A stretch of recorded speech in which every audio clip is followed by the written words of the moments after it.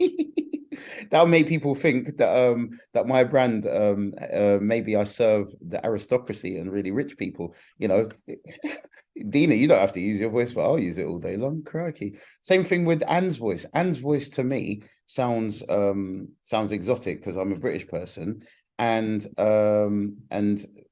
yeah, there's two people now that I've played Anne's voice to. Just a few seconds just to get a thing. Nikia, who's here now, was the first, and Nikia had never met Anne before. She just heard the voice. She was like, "Oh my god, that makes me feel like I'd go to sleep right now. Oh my god, that's so cool." Sorry, Nikia, I'm exposing you because we're talking about voice and hey ho, and you know. I also played Anne's voice to Michael Perez the other day, without telling him that it was somebody called Anne, because everybody knows Anne from Clubhouse, and he was like, "Oh, she's got a very good hypnotic voice." And I was like, "Oh, yeah." And I can't remember what we discussed. We discussed your voice for a little while. But again, just lean into your voice, people. You've all got unique voices. Lean into that stuff. And again, that's a whole conversation for another day. But it's one of the ways that you can stand out. So voice stand out, slogans stand out. If you don't like your own voice, it doesn't have to be your voice. You know, it can be just, it could be somebody else's voice. Like, have the vocal testimonials. Oh my God, like I use Darren's, like, what's it called? Anytime any of you guys have said stuff with your American voices and I've been able to use it with your permission with my English audience, people were like, "Wow, you talk to American people?" And I'm like, "Yep, every single day." And that makes me seem well international to all my mates, because all my mates don't talk to American people, because we don't really have American people here. American people are people that exist in the movies. No, yesterday, what's it called? Me and a friend were talking about a movie called Buffy the Vampire Slayer. And my friend said, "Darren, when you're next talking to them American people, can you ask them why in the movies that we watch, they seem dumb? Somebody's burying a dead body in a graveyard, and that American person runs into the graveyard to see what's going on. Here in England, we ain't gonna look. We're running in the opposite direction, and we're calling the police saying, 'Why, there's some fucking weirdos.' You know what I mean? And they look like some bloody pedophiles in the graveyard. And so I've literally got people asking me to ask my Americans questions. I mean, I don't, because I ain't got time for that.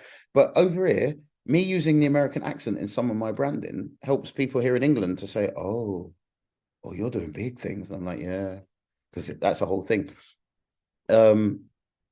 Yeah, so you got to be aware of how your target audience perceives things. Forget how you perceive things. How you perceive things don't really, well, just doesn't matter. You're not your customer. You probably wouldn't buy your own products.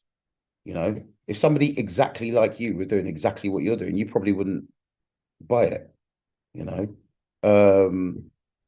I could be wrong, because if somebody could do the exact things that I did, then actually, no, would I buy it? No, I wouldn't. I guess I'd be like, well, I could do that. So. Are you thinking along the lines of like how Steve Jobs didn't let or Bill Gates wouldn't let his children like use computers, not use them, but like have limited use of devices? It's kind of like understanding like the addiction, or understanding how it works. And you're talking about Bill Gates, the guy that invented the vaccine research guy. One of them like is that they hadn't let their children use it, I think, for a while, of devices. Bill Gates is like IBM and Microsoft. It's Microsoft, yeah. Yeah, Microsoft. He's the founder of Microsoft. Yeah, I know who he is. He's also on Clubhouse. He was on Clubhouse in the early days. Right. Was any of you there when Bill Gates was around? Nah. No. A couple of the enjoyed. personal development guys went on briefly. I think you had Brendan Bouchard go on a couple of times, but yeah, in the early days of Clubhouse, in really early 2021, Bill Gates was on Clubhouse, like you and me would be on Clubhouse. Elon Musk was on there, insulting some people and saying that some entrepreneurs are stupid. Like, if you're not resilient, why the frick you try to be an entrepreneur for? Get out of the game and go get a job. I remember Elon Musk saying that. I was in a room with Justin Bieber for about 5 minutes, and I thought this guy is as stupid as people say he is, and I got out quick. Mark Zuckerberg, he was in there as well. But yeah, back to Bill Gates. Bill Gates no longer fully owns Microsoft, and he's no longer one of the directors. He's got other people doing that. He does his coding thing. Bill Gates, for most of my life, has been in Africa, mainly in Nigeria, sponsoring vaccines and biology research, mainly. But it's funny though, because we associate Microsoft with Bill Gates. And you can't separate the two personalities because he founded the damn thing. But he's no longer anything to do with the day-to-day running of Microsoft. But that's fascinating though. But yeah, to answer your question, Nakia, yes. Yes. And what's it called? A founder always needs to be so careful because for the rest of their life, if it's gone in that direction, sometimes the founder is heavily associated with the product. Not always. Some founders, you'll never know that they were the founders, and they push somebody else up front to be the founder. But yeah, like Steve Jobs, you can't separate his name from Apple. Like impossible. Like their DNA is like intertwined with each other. Woo-hoo! But I have some brands where it's not fully associated with my name. And that because sometimes people don't really resonate with the founder, but they resonate with the brand. So sometimes you need to separate the two. And other times you do want to heavily associate the brand with the founder because maybe the founder's name is huge, the brand's not so huge. And by association and having the two close together, you can pass the energy from the founder across to the brand. And that brand can be immediately great and big and have power, so on and so forth. I have a question. Anyone? So, this has been helpful, and I just been reflecting on what you just said, and now I'm trying to understand when you're if this is a part of the brand or if this is something else. So one of the things that I have that I'm trying to figure out is I have two different ways that I can go. I have two different like sets of clients. I have clients who are newer to the work that I do, and then I have clients who actually do the similar work to what I do, but they don't want to do it for themselves. Like they want someone else because the way they feel is that it's easier to like have someone else facilitate the experience for them so that they can be in the more relaxed state or whatever state that they want to be in and like achieve higher results. So the way I market is going to be completely different. So should I brand both of those things separately, or should I just allow people to come in and then funnel them into the appropriate program? Does that? Yeah, you kind of answered your own question a moment ago. One brand, and that's two different marketing strategies.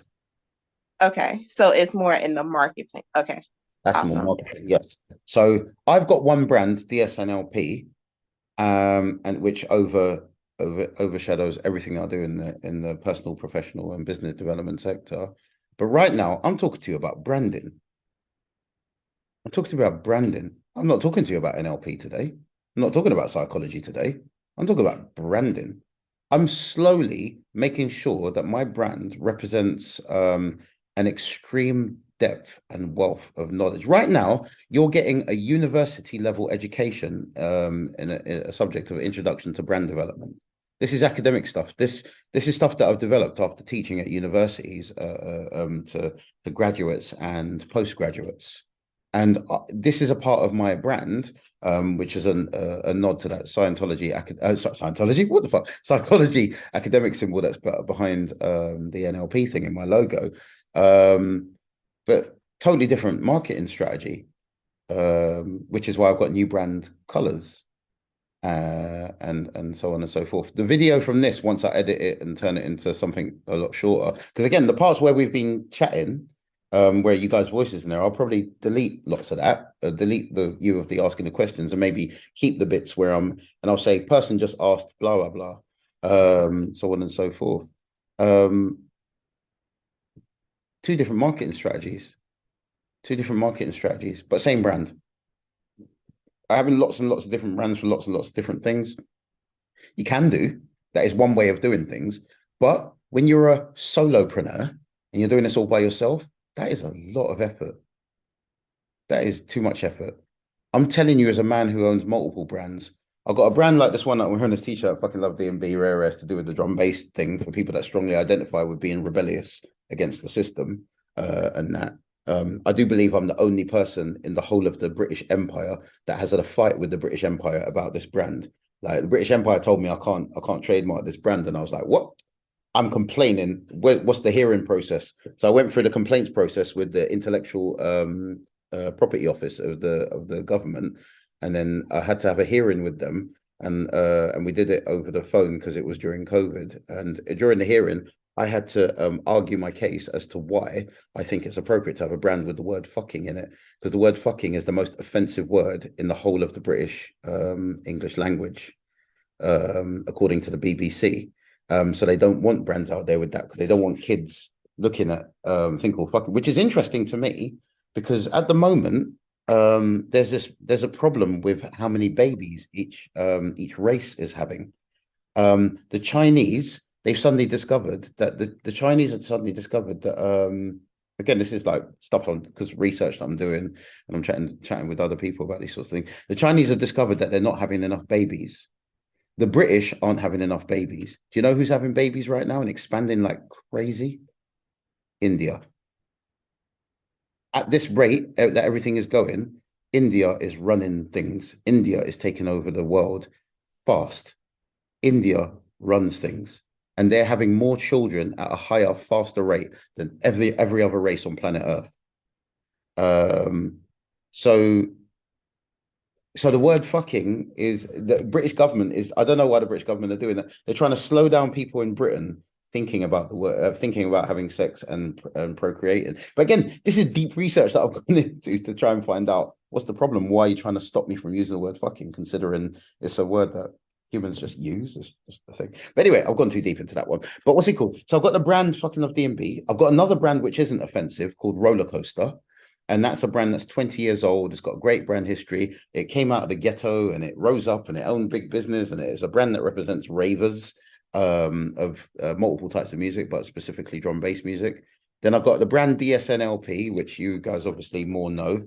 And then I've got some other brands which I haven't pushed so hard, but when I can be bothered, I'll do them. And I've got another brand which I'm going to make up soon, and which is personal development stuff. But I want to take Darren Shaw out of it and make it detached from my identity as a human being, so they can go just a little bit further.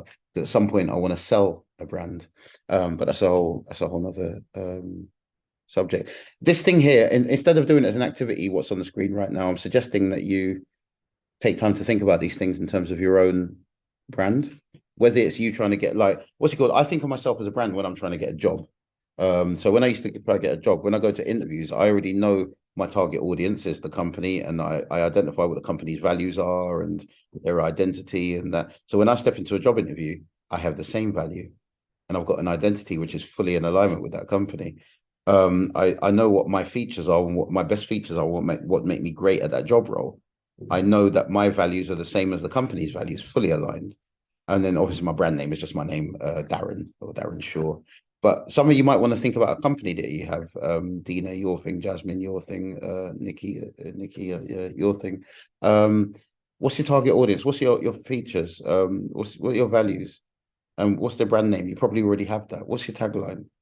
I'm really passionate about this subject at the moment because I am doing this at the moment. I'm in the process of doing this thing to focus my brands really, really specifically and really strongly.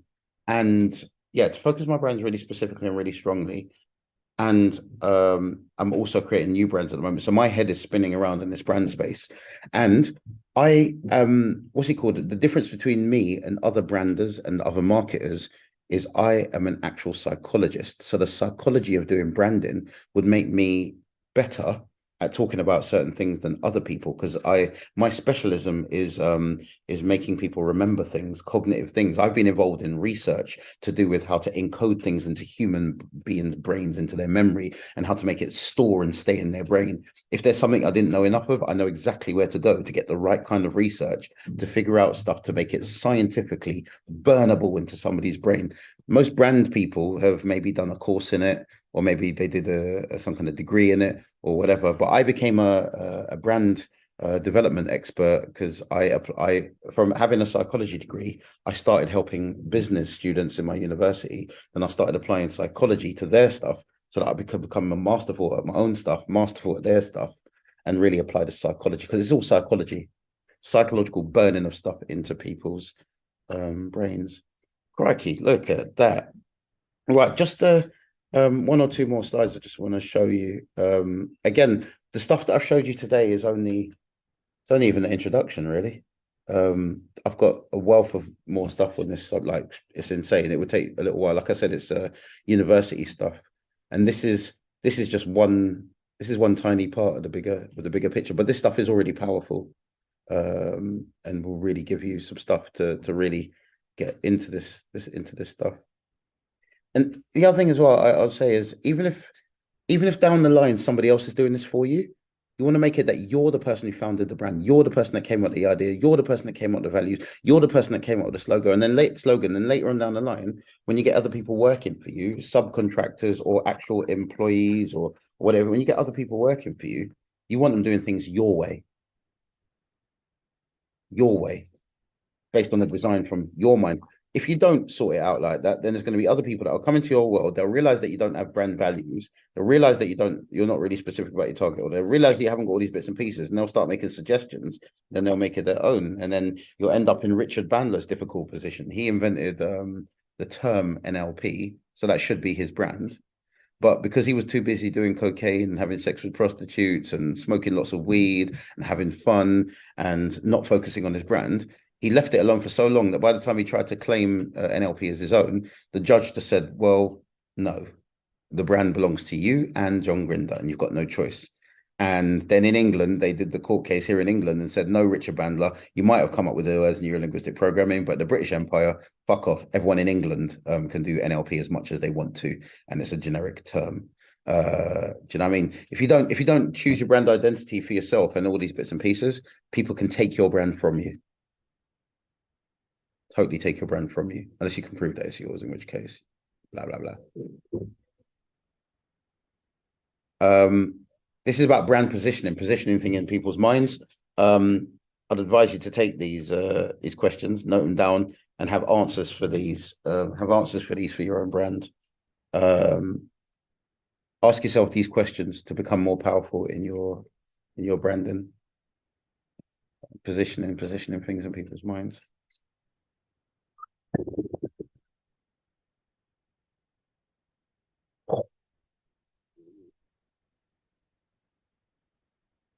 Bum, bum, bum, bum. Oh, Mr. Sandman, in your dream, dum, dum, dum, dum, dum, the cute. Hey, Mr. Santa, come down the chimney tonight. Thanks, Darren. I now have that song in my head. Oh no. I know it's the whole thing. Oh, yes. Chimney. It was a bit. That whole song is very sexual, isn't it? Hey, Mr. Santa, you're down the chimney tonight. Ooh. Won't you give your gifts to me? Oh, I don't want a car. Won't you come down my... Oh my God, you can tell I've heard that song too many times. Moving swiftly forward. Yeah. Anyone got any questions, thoughts, comments, insights?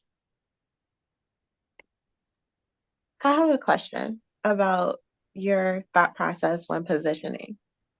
So when you have so many different ways that you can put things together and you can like so many different ways that you can help people, like how do you decide the best, most effective way? Oh, okay.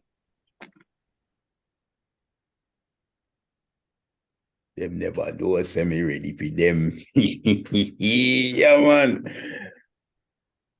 Gangster in this branding thing. These questions here should, yeah, these questions here. Hey, Mr. Santa. Yeah, these questions here should answer your question there. Take a screenshot. It'll last longer.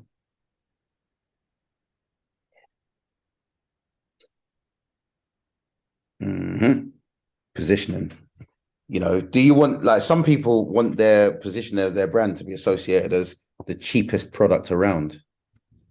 Um, there's guys who teach, or there's guys who have self-led NLP programs out there, and they want their thing to be known as the cheapest NLP thing around.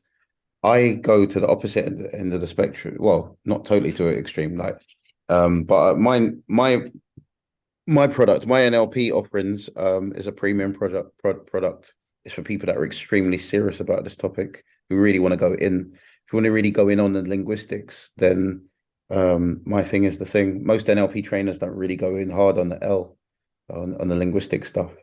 And they just more go in and close your eyes, do this, do that, seeing things in your mind, nice and easy. And I get it, because not a lot of people want to go in on the linguistic side of things.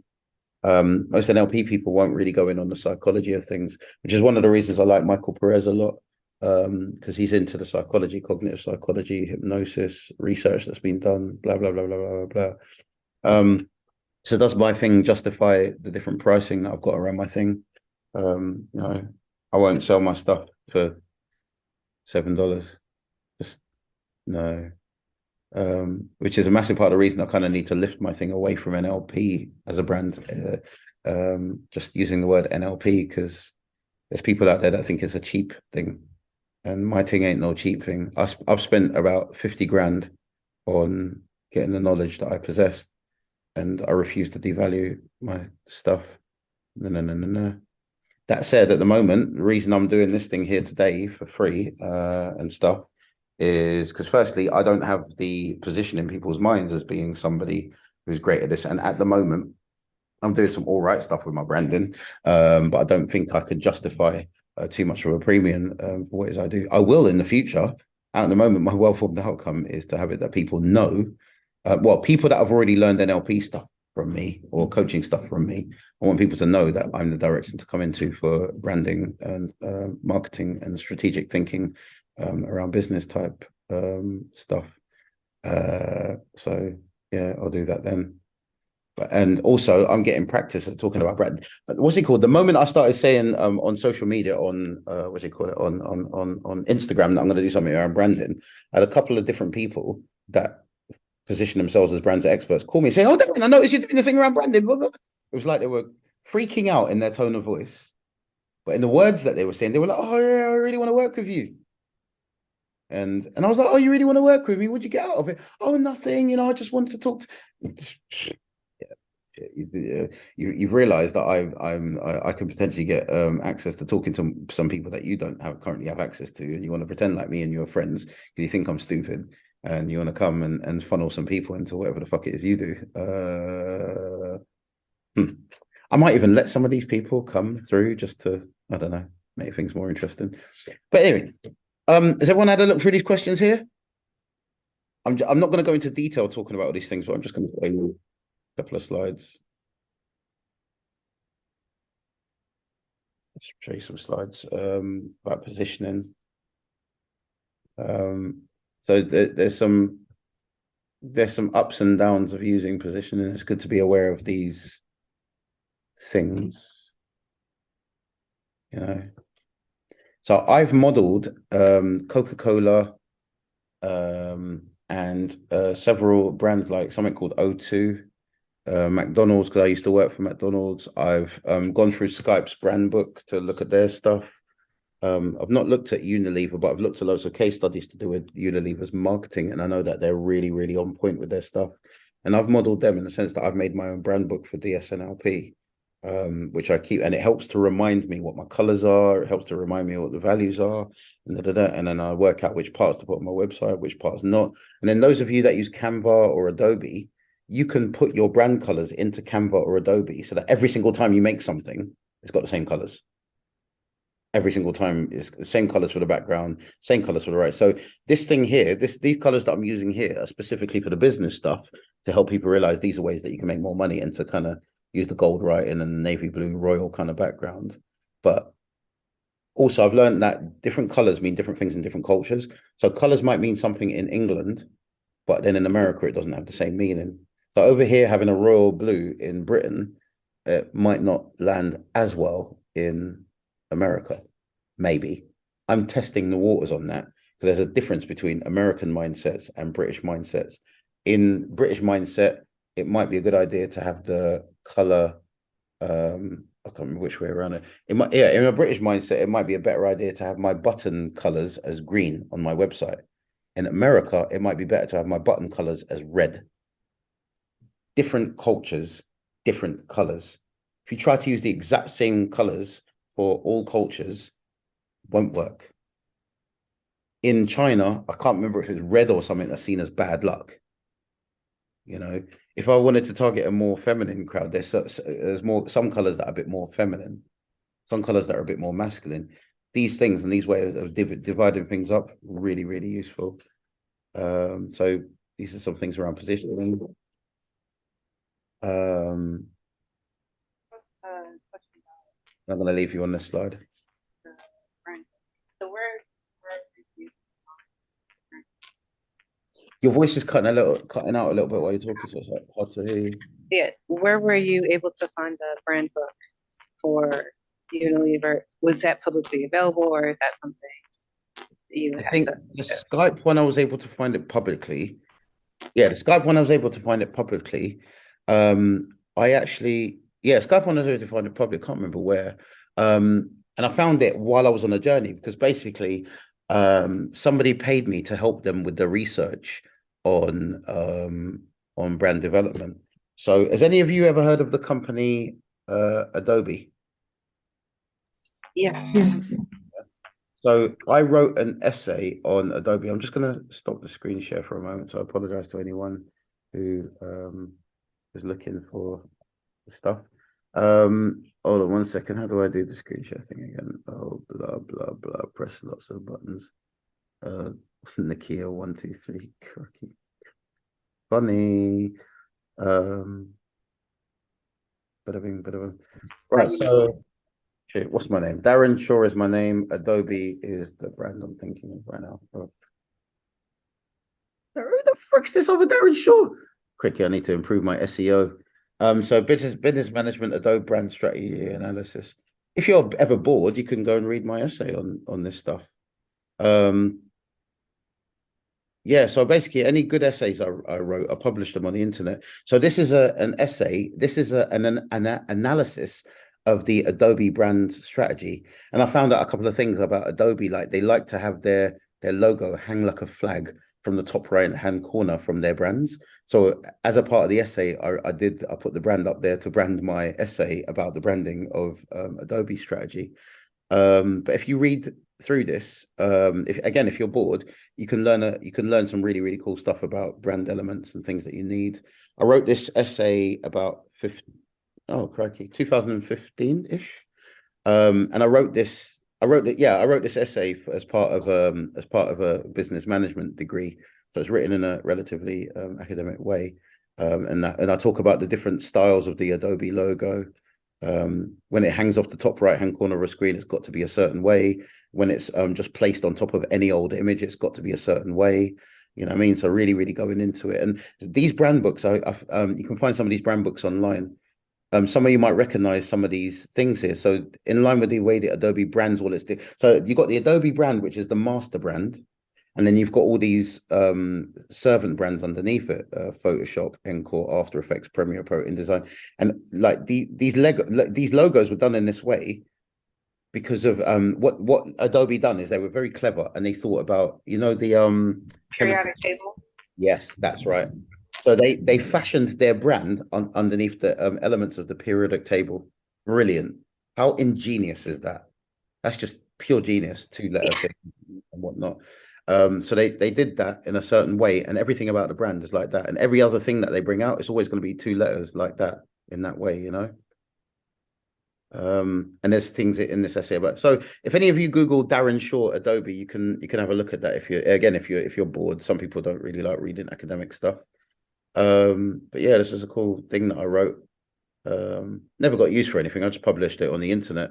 And I show actually, yeah, that's what I was thinking about. If you wanted access to these things, the URL of where I got them from for Adobe, for example, is on the references section of this particular essay. I had to do a lot of reading to do this essay. Burst my brain.